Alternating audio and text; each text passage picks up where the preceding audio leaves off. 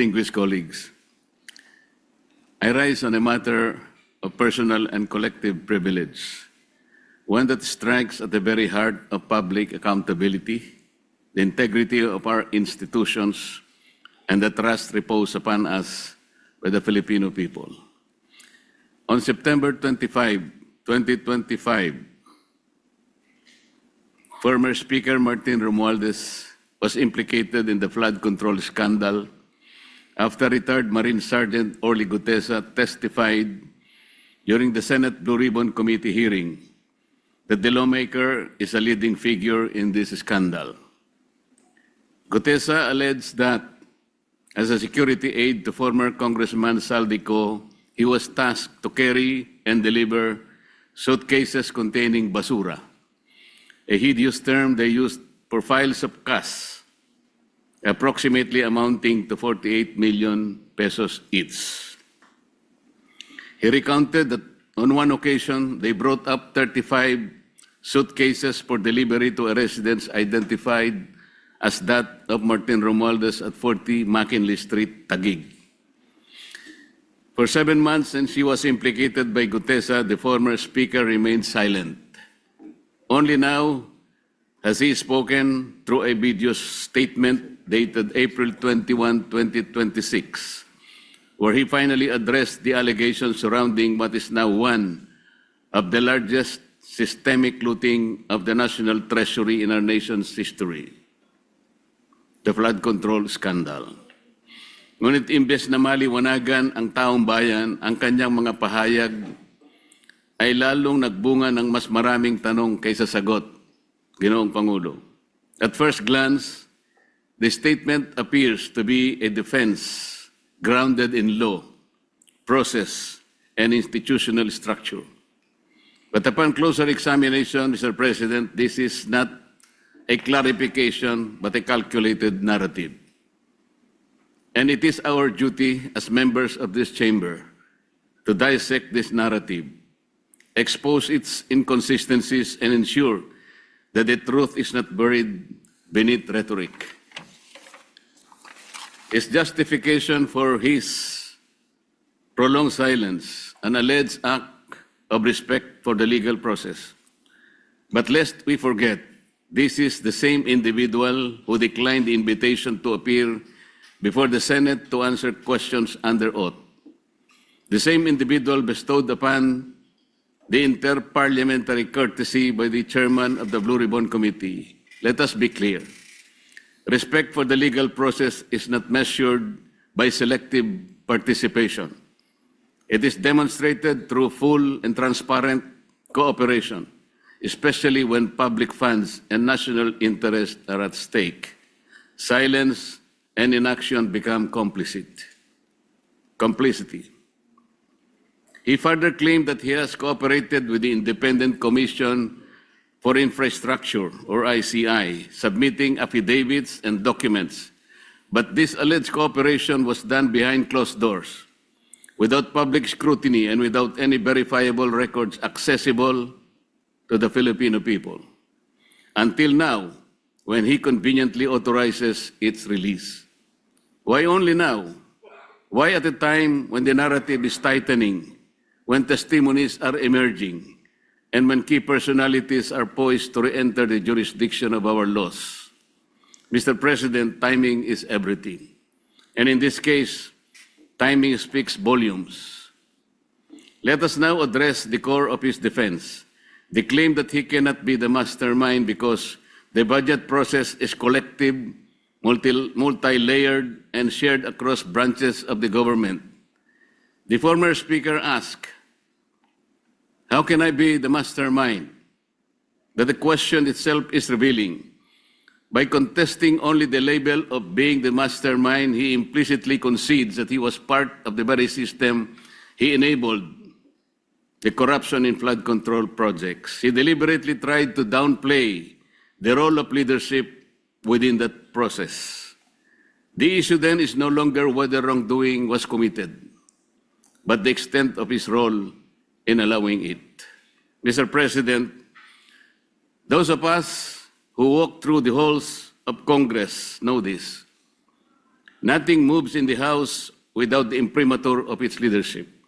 The Speaker of the House is not a ceremonial figure. He is not a just passive participant. He is the central authority who controls the legislative agenda, influences committee outputs, and ultimately determines what reaches the plenary. To say that the Speaker is merely one voice among many is to paint a picture of the House that is devoid of reality. Mr. President, alam po nating lahat ang kalakaran sa Kongreso. Nasa kamay ng liderato ang kumpas na magpapasulong sa anumang inisyatibo. By asking how he can be the mastermind, the former Speaker hid behind the complexity of bureaucracy.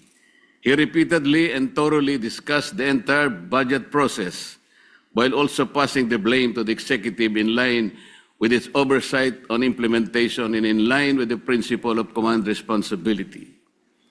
But, Mr. President, the records of previous congressional and Senate hearings can attest to the fact that corruption does exist within the entire budget process, from budget planning by the executive to budget deliberation by Congress to implementation by the agencies and down to the final scrutiny by the Commission on Audit. To be more specific, while the executive submits the budget proposal, the House leadership decides which amendments are made during the bicameral conference.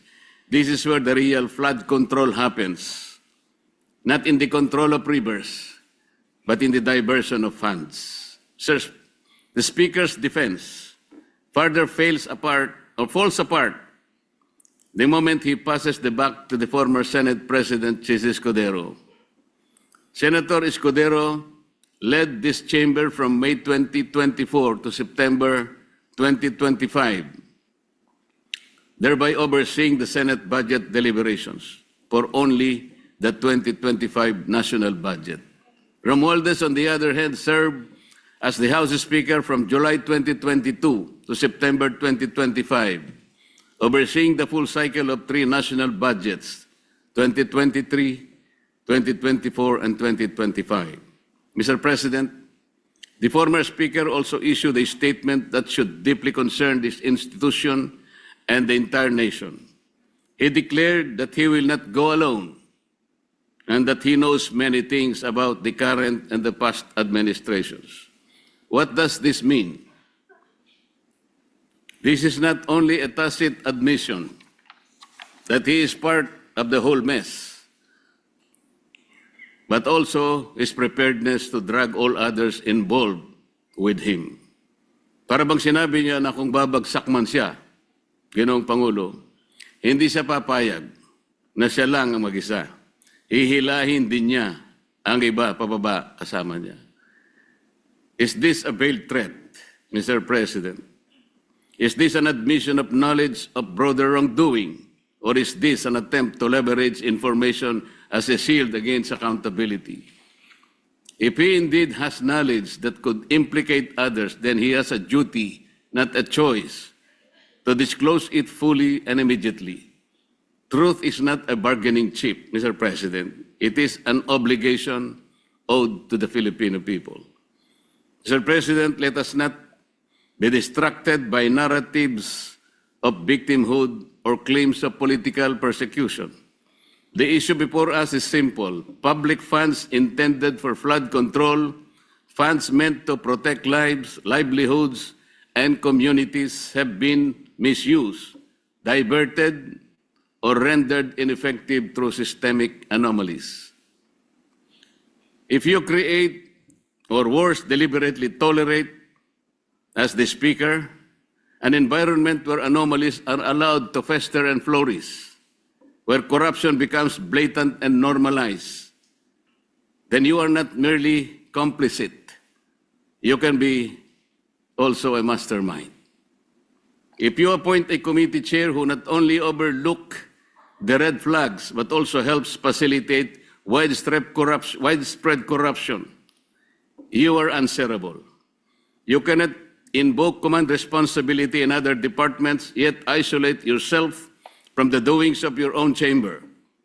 If you preside over a system or a questionable allocations persist Year after year, you are accountable.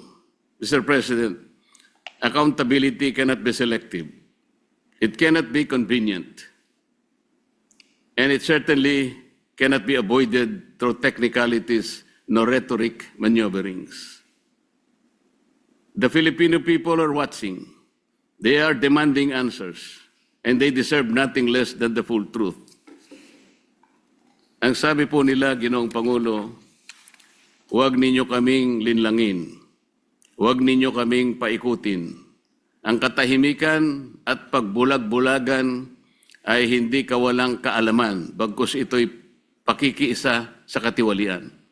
Kapag pikit mata o tikom bibig, ninyong hinayaang mag-ugat at mamayagpag ang anomalya, hindi po iyon inosenteng pagkukulang, kabilang na kayo sa sistemang nagbibigay daan sa paglaganap nito. Mr. President, this representation calls for a relentless pursuit of truth, wherever the evidence leads, whoever it implicates, and whatever the consequences may be. Because in the end, the integrity of this institution and the future of our nation depend on it. Maraming salamat po, Ginoong Pangulo. Thank you, Majority Leader.